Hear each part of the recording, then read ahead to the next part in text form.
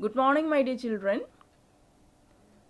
I welcome all of you to this video session where we are going to discuss about the fifth unit in macroeconomics named Balance of Payments. So, children, in our previous chapters, all we have dealt with the closed economy. So, children, what is closed economy? Yes, the economy which do not have any linkages with the rest of the world. But in modern economies, in reality, most of the modern economies are open economies. What is the meaning of open economy? An open economy is one, yes, which have international relationships with the other countries of the world. And we know that our economy is not self-reliant in any aspects. So for our various purposes, we have to depend upon the other countries for various purposes. So we will export and import various goods and services, and the other countries also do the same to meet various needs.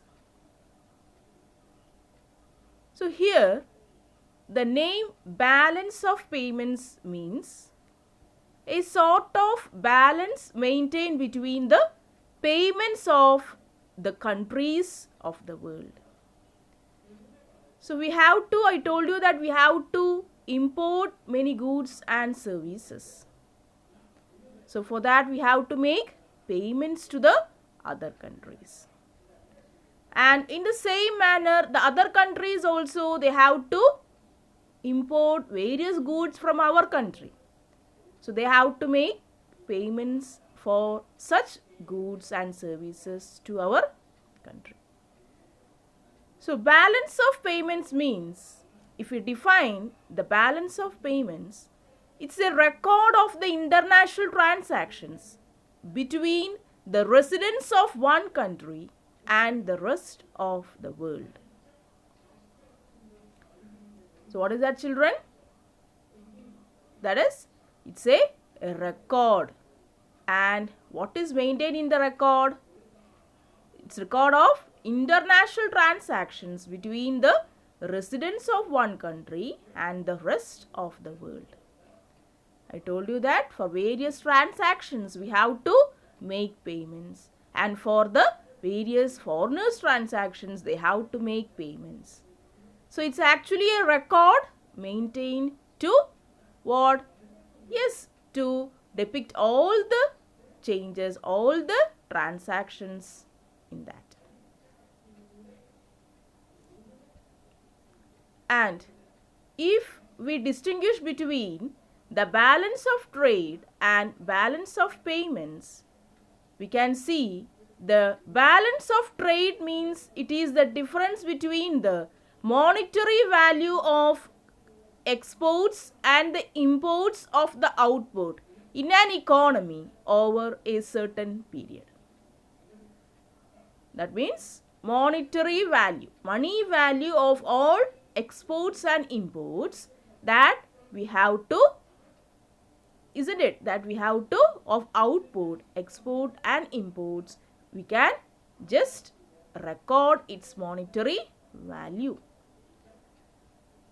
So it's a relationship between the nation's imports and exports.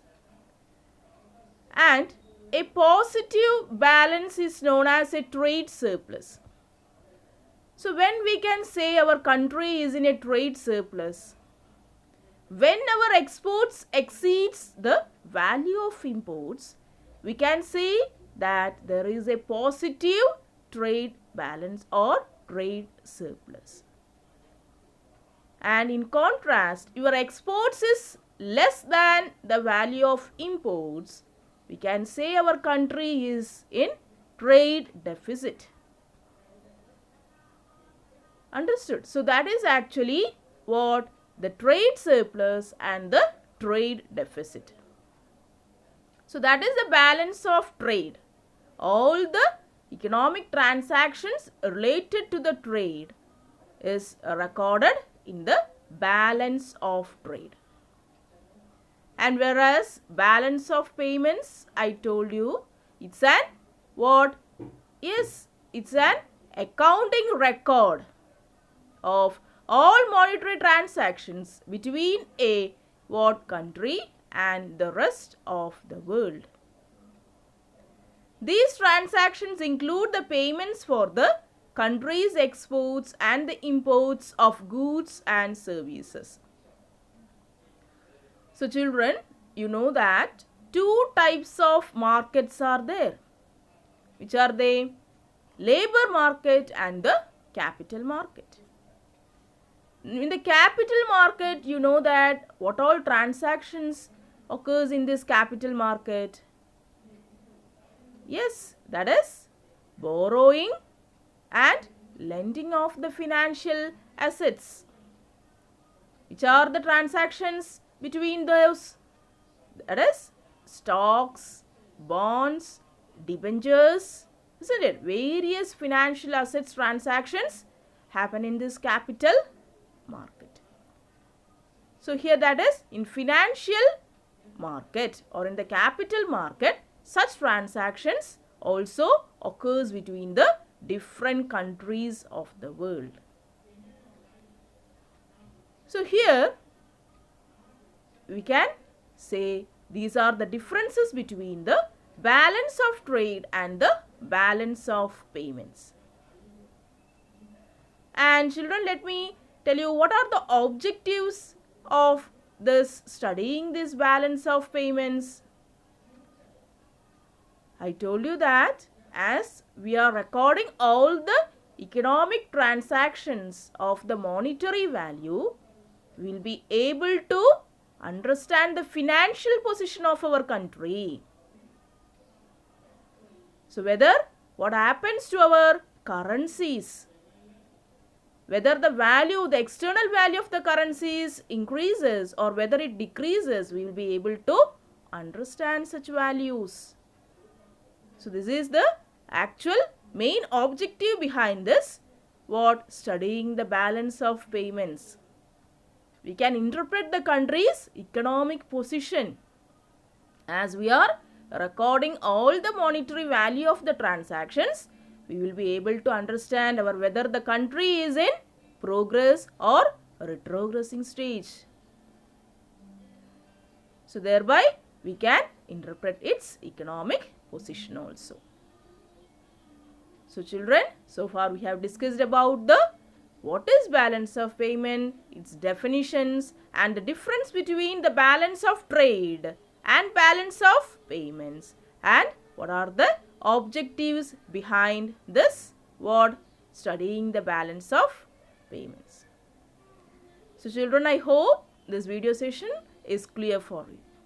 Thank you children for watching this video.